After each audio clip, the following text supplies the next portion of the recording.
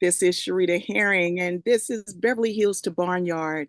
You're listening to the WCEG Network on WCEGTalkRadio.com or watch us live on your smart TV, YouTube, and the WCEG Network.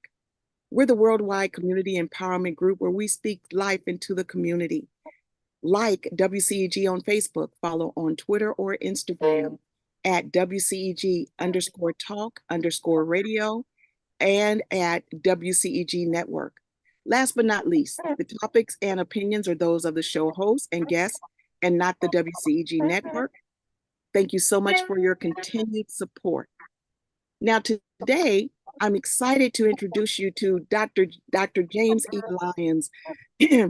And let me just read you a little bit of information about him. Dr. Lyons is an accomplished leader and administrator across U.S. higher education. He is a 6-time university president, including 3 interim appointments, and has strong ties to the state of Maryland, having served as president of Bowie State University and as secretary of higher education under Governor Martin O'Malley. Dr. Lyons is also the proud father of a Morgan State University graduate. He graduated from the University of Connecticut with degrees in Spanish, a BA, and student personnel, a MA, and higher education, Ph.D. He also attended the Harvard Graduate School of Education's Institute for Educational Management. In addition, his presidency at Bowie State University, to that, Dr. Lyons had the privilege of serving as president at Jackson State University and California State University, Dominguez Hills, and as interim president at the University of the District of Columbia, Concordia College Alabama in Selma, Alabama, and at Dillard University in New Orleans, Louisiana, where he also served on the Board of Trustees following the Hurricane Katrina. Dr. Lyons and his wife, Jocelyn, have been married over 50 years and have 3 adult sons and 9 grandchildren. This fall, the University Press of Mississippi will release his book, which is titled From Projects to the Presidency. So, Dr. Lyons, with that historic history, I want to thank you for being on with me today. Well, thank you very much for having me. How are you there in Atlanta, right? I'm in Atlanta, just outside of the city of Atlanta. I want to give Stonecrest, Georgia, some props, but we call it Atlanta, yes. Okay, good. Well, I'm so glad to have you on. And again, now, where did you, I know you talked about all of your higher education, but where did you grow up and attend school? I grew up in New Haven, Connecticut. Okay. And earned all 3 of my degrees from the University of Connecticut. I looked at other places, but when it came down to dollars and cents, I went to the University of Connecticut, the state institution, and had a good experience there. Now, Dr. Lyons, I think I've only met one other African-American that was born in Connecticut. Do people ask you that all the time? Are there Black people in Connecticut? They do. It surprises people, but what they don't realize is that there are a lot of Black folks in Connecticut, most of whom came right up the East Coast from North Carolina. We had more Black folks from North Carolina in New Haven when I was growing up than anywhere else. Oh, wow. Because people in North Carolina went straight up when they left the South, heading north. They went straight up the East Coast. So you have large numbers of African Americans who settled in Virginia, New Jersey, New York, Connecticut. So my hometown, New Haven, Connecticut, was like living in Rocky Mount, North Carolina in some respects. Oh, wow. Wow. My family migrated from North Carolina and South Carolina here to Arkansas. I just found that out in some family history. So now tell me this. What was it like serving as the president of 6 colleges, and especially being an African-American man? Well, it was very interesting, because all of them were different, quite different. Public, private, larger, smaller, East Coast, West Coast. So it was a tremendous opportunity for me to really see what the country was about, to enjoy different attitudes and styles. the West Coast is different from the East Coast. There's no question about it. Yeah. And it gave me, uh, it was a real eye opener. And people ask me, well, did you like living in LA better than Atlanta? Well, I don't even compare LA and Atlanta. I mean, they are so different. The culture, the just the nuances. So I don't spend a lot of time comparing whether, it's Philadelphia or Charlotte, LA or Atlanta. That, I don't do that, but I tried to take from each of those experiences what I could, and that is a part of the journey. Right, right. So and you're right, a book is coming out soon. I'm feeling good, Sherita, because I got a new job as the president and CEO of the Maryland College of Osteopathic Medicine, trying to add to the number of Black physicians, and this proposed college is going to be at Morgan State University. This Mm-hmm. proposed medical school. So I'm involved in that, and then I have a book coming out next week. So it doesn't get any better than that. I feel blessed to be Oh, in this yes. situation. Yes, yes. And coming out of retirement to go into this new position, that says a lot. That means that you must love what you do. And the mission, the need for more Black physicians was so overwhelming that I couldn't walk away from that opportunity. We've got to increase the number of Black physicians, and by adding this additional medical school on a historically Black college campus, is going to make a difference. So I'm excited about that. Yes, yes. And I applaud that. And we had briefly talked about prior to coming on the air that it's so important for us as African Americans to look up and see someone that looks like us, not to discredit any other doctors, but we all want to see someone that looks like us, you know? It And makes a difference whether you're in the hospital room or in the classroom. mm-hmm, There is a good feeling when, from time to time, at least, you can look up there and say, here's a person in leadership, here's a person really handling their business, and they look like me. And mm-hmm. that's one of the messages that I hope to get across in the book when it comes out, because I want the young people to say, hey, if this guy Lyons can come out of the projects and live where he lived and experience the kind of madness that he did, maybe I can do it. Just maybe I don't have to be deterred. And I want people who mentor young people to say, look, y'all, if Lyons could do that, if he could come out and have to fight his own folks in the hood trying to stay in college and folks stealing his clothes off the clothesline. We hung things out then. Yeah, yeah. And my partners took my clothes off the line so I wouldn't have any clothes to wear back to college because they wanted me to stay home. And I found this out 18 years later as they were telling my sons, your dad was determined to stay in college. We even stole his clothes. And then they, and then they said, oops, you didn't know that. But that was how badly some of my partners wanted me to stay home because they thought I would change and become too sophisticated and too sedity, as we used to say, Mm-hmm. and turn my back on them. And it wasn't about that. So, when I talk about the journey, it goes from the time my mother left North Carolina, heading north, right up through serving as CEO of the Maryland College of Osteopathic Medicine. So Wow. Wow. that's the journey.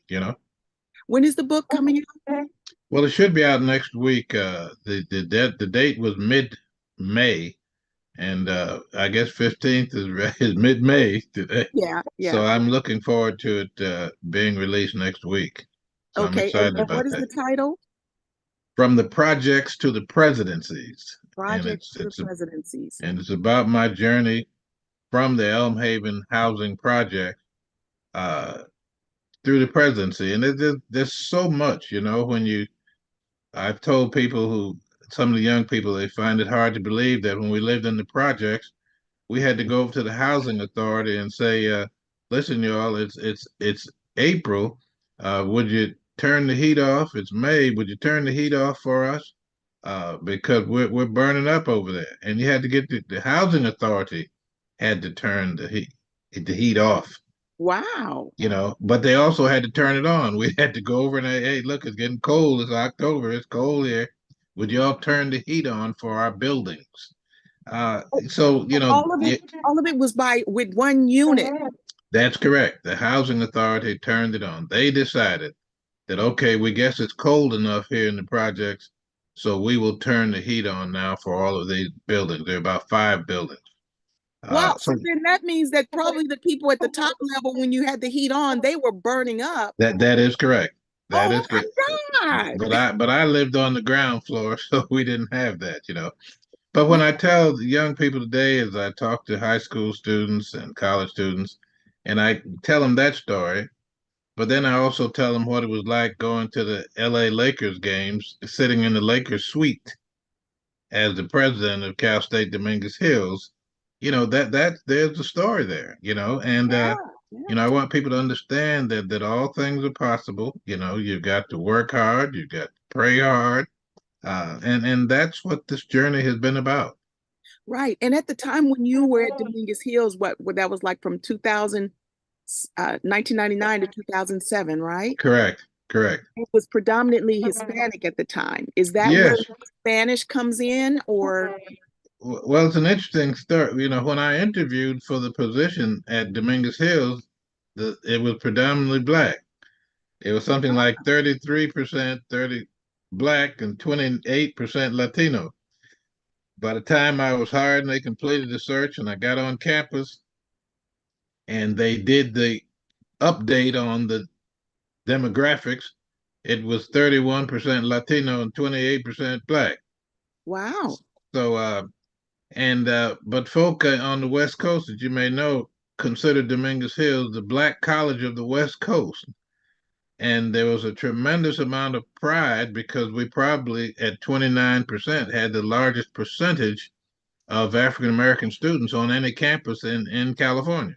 Yes. And so Yes. folk felt that this is our HBCU of the West Coast. Yeah. So did you learn Spanish prior to going there? And that's what. Prior to that, prior Oh, to that, okay. I studied Spanish in school. It was probably the thing that kept me going to school. I really wasn't planning on a future as a university president and, struggling to get through high school. But there was something about the Hispanic culture that I enjoyed and realized that, I wanted to hold on to it. My mother said she had no idea how that happened. I said, I don't know if when I was born, somebody was in the emergency room speaking Spanish or something, and I heard it. But it was always an interest of mine. I lived in Latin America and then recently started looking at the Afro Latino culture, which is a story in and of itself. But the fact that Yes. there's so many people of African descent who speak Spanish and live in, countries, the Dominican Republic and I was Puerto going to say you Rico. probably are you probably have your spirit is Dominican. You probably have ancestors from Dominica, the Dominican Republic or something. I have a niece that from like 5 years old, she wanted to speak Spanish. She wanted to make her name Maria, and still to this day, as an adult woman, she has married a Hispanic. She travels back and forth to the Dominican Republic, and that's where her spirit, Yeah, yeah. lives. And so you just never know. You don't. Now too, when you first, as you probably hear my rooster, I'm here on the farm. When you before you became your first president of a college or university, did did you know that you were headed in that direction? Did it happen? Was it happenstance? How did that start? It started very interestingly because no, my plan in life was not to go on to be a university president. But as I say in the book, if you prepare yourself well and you're flexible and you're trying to be positive, things can happen. I actually have a chapter in the book where I talk about serendipity. Stuff just happened, Hmm. but you've got to be prepared. But I was not planning to be a university president. And the thing that turned the light on for me was I was sitting in a meeting uh, where they were honoring my president. And I was so proud to be there as his vice president. And when they read his bio at that particular event, half the things they mentioned were things that I had done at that institution over the past 2 or 3 years. Huh. And I said, wow, life is interesting. I'm going to be supportive of my president and support his initiatives, but I have to understand that whatever I do on his watch, he will get the credit for. And I said, and Yeah. that's the way it is.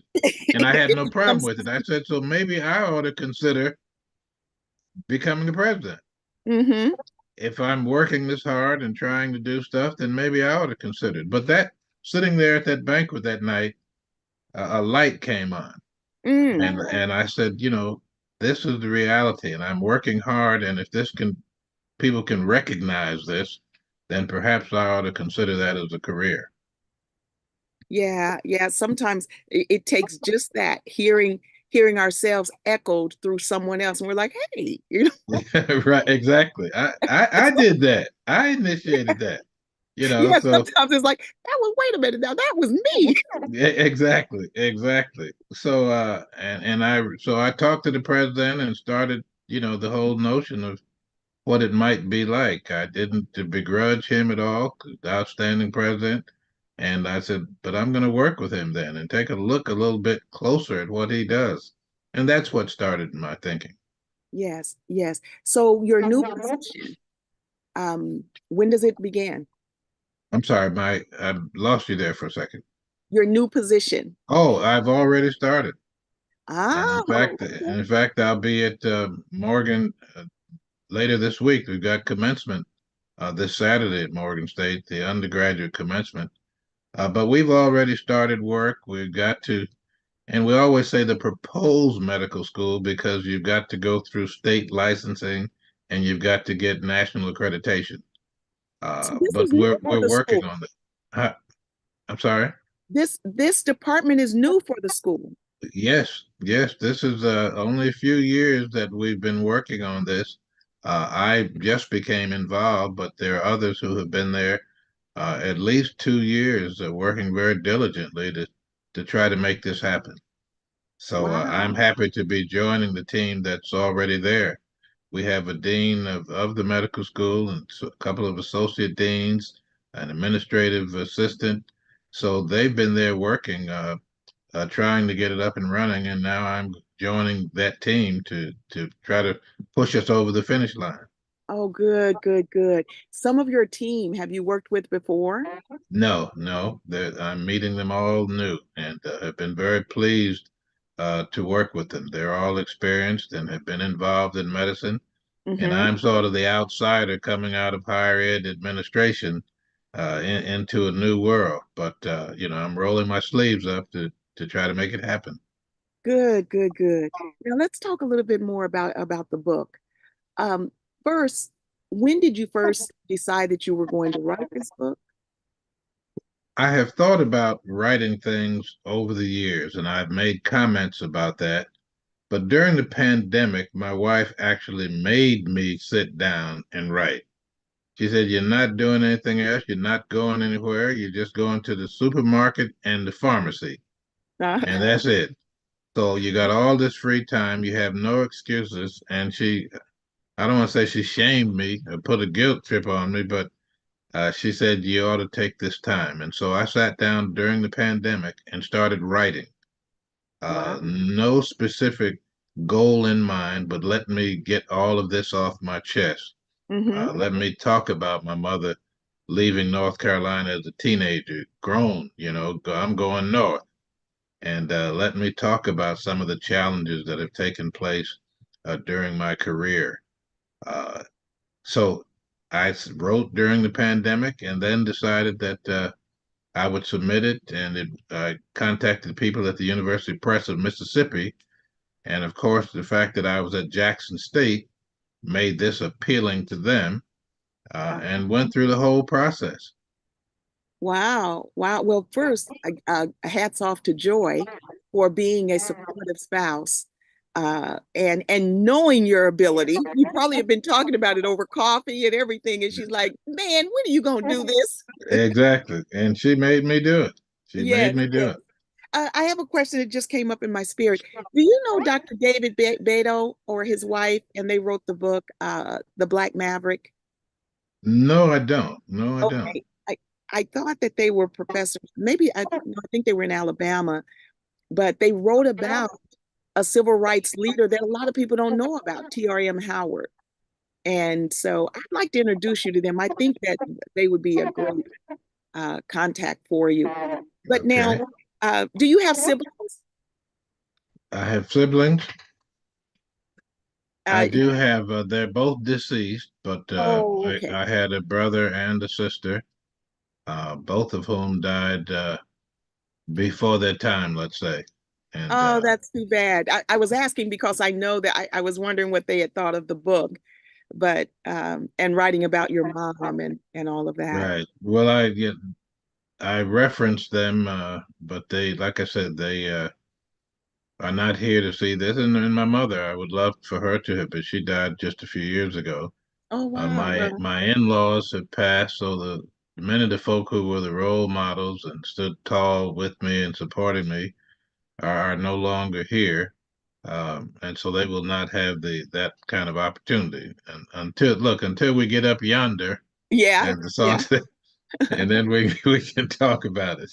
Well, the wonderful thing is that you were influenced. I was just recently talking to my son, and I said a lot of the things, even with my grandchildren, I was talking about his kids. I said a lot of the things we won't see and reap from the work that we've put in, but just know that you've done it, you That's know. right. So That's right. and then that and gotten that influence. I was telling my sister recently, I'm so glad I'm from praying folks, you know, Yeah, yeah. because though they can't see what I'm doing now, I feel them. And I know that their influence triggered so much of what I'm doing in my life. And so, back to your book, what is something that if a young person were to read your book, what is some of the takeaway? What's a takeaway that they get from your book? I think a young person today would probably wonder how in the world could you have put up with some of the stuff, especially from your close friends. There's a message in there. I talk about uh, some of my friends breaking into the cash machine at a laundromat and blaming it on me. And fortunately, I had a good excuse, a good alibi, because I was with the pastor of my church Wow. during the time. Or like I mentioned earlier, my friend stealing my clothes off the line when I came home for the weekend from college, assuming then, well, he won't go back to school. And I said, I'll go back to school naked if I have to. I said, y'all aren't going to steal the clothes. So I think Right. that young people would be challenged, but these were your friends. These are people that you still acknowledge as your friends. And they They were, should just but be associates. exactly. And but the point is, I was determined not to let them, pull me off track. That's the thing. And I think that young people today have to understand that you want to be one of the regulars, you want to be down with it and all that, but you've got to be focused and understand what it is you're trying to do in life.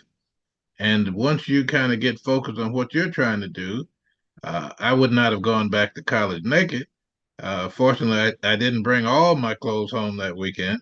But Right. the point was, I'd say to my friends, I'm still going back to college. And it was their fear, though. That's the other message for the young people today. It was their fear that I would turn on them. That here I grew up in the projects, and if I went on to school and got a college education, I would look down on them. I would turn on them, and Right. that didn't happen. But there was an assumption. The young man who told my sons, "We took your dad's clothes," but he went on to college anyhow, and he never turned his back on us. Yeah. Yeah. When they tore the projects down, I was living in Los Angeles, Uh-huh. and these same guys saved a brick from the building. And they said Lyons had been so supportive of us and our reality. We know he would like a brick, and they saved a brick from the building Oh when they my tore the project down. God. These the same guys who stole my clothes, off the Yeah. line. The same Well, guys who tried to blame me for stealing, breaking in the laundromat. well, the good thing is that you still influence them, and they saw that later, and probably even saved some of their lives just them seeing your tenacity. And now we've got about 5 minutes left in the show. I'm going to bring you back after our hiatus. I'm so glad to have you on as my very last guest for the season. Today is my last show until we come back after the summer. Correct. And if someone wants to just reach you, follow you, where should they go? Well, the University Press of Mississippi, it would be an immediate contact, a way to contact me. At the University Press of Mississippi in Jackson, Mississippi. Okay. Okay. Okay. Do they have a website or do you know that? Yes, they do. They do. So it won't be difficult picking up on that at all. Okay. Good, And good. I'm going to develop a website. My youngest son, who lives in Korea, has been after me to develop a website. So we're having a conversation right now about creating a website related to this book primarily. Oh, yes, yes, definitely you're going to need that. And Dr. Lyons, like I was talking to Joy about all of the grants that are available. Dr. Lyons, there are dollars for you to just be on the air like I am right now, talking to young people about pursuing the medical field. There's even funding for separate pots of money for you to talk to BIPOC populations, Black, Indigenous, and people of color, to whether they want to pursue the medical field or just the tenacity that you've experienced from going from the projects to the presidency. There's coaching and just support that you could do based off of your time. It could be once a month, quarterly, or whatever, that you could be influencing these individuals. And so hopefully you'll consider that, and I can show you where there's grants for that. Okay, well, I'll follow up with you on that. I'd be very Okay. interested in some of that for sure. Well, again, we've got just a minute or so left before I have to let you go and do a couple of announcements. What would you like to say to my audience as your last mention? Well, I would like to say one of the factors that is so important and was so important on the journey is having mentors, Mm-hmm. people who are willing to help, quote, whip you in shape if that's what it takes, to help Mm-hmm. give you good advice. We even had a wino, and I talk about a wino in the book who used to talk to us about friendships and the people you meet, and that Uh-huh. everybody you meet isn't your friend. So don't end up in the fix that I'm in because I thought everybody was my friend. Now here's a Mm-hmm. wino sitting out on the street telling us young boys and girls, don't make the same mistake that I made. So Right. whether they're teachers, preachers, college professors, and so on, having a mentor is critical. And then, Yes. of course, finally having a supportive family. If my wife had not, if Joy hadn't been as supportive as she was, I mean, this journey would have looked differently, Mm-hmm. you know. Mm-hmm. But she was the person who decided, yes, Muhammad Ali can come to our apartment, and I don't know what to prepare for the champion of the world. And Muhammad Ali went in the refrigerator and got out some leftover roast beef after Joy had spent a week trying to figure out how do you serve the heavyweight champion of the world. Yeah, yeah, yeah. Well, again, Dr. Lyons, I want to thank you for being on. It's a joy to meet you since I've been talking to Joy so much that, and now I get to meet her better half. And so again, thank you for being on with me, and I look forward to having you on again. Well, thank you very much for inviting me to be on. I really appreciate it. And All I look righty. forward. I look forward to a return visit. Absolutely, absolutely. And to my listening audience, look up Dr. Lyons, this history maker. I mean, you will and join us. You will get the promotion when I'm having him on again. Now, just for a few announcements, my grant writing masterclass is coming up on May 30th, and we still have a few spots left. So don't miss out. You're saving over $300 to enroll for this class, and I keep it really small. I won't have more than 10 enrollments so that everyone can get personalized attention and making sure that that you leave the class with your proposal written and you can get those grants that are specific to your programs. Again, this is Sherita Herring with Beverly Hills to Barnyard. I'm honored to have had my very special guest on, Dr. James E. Lyons. Join us again after the summer. Thank you for supporting me for this entire year. I look forward to coming back to you after the hiatus. Have a great day.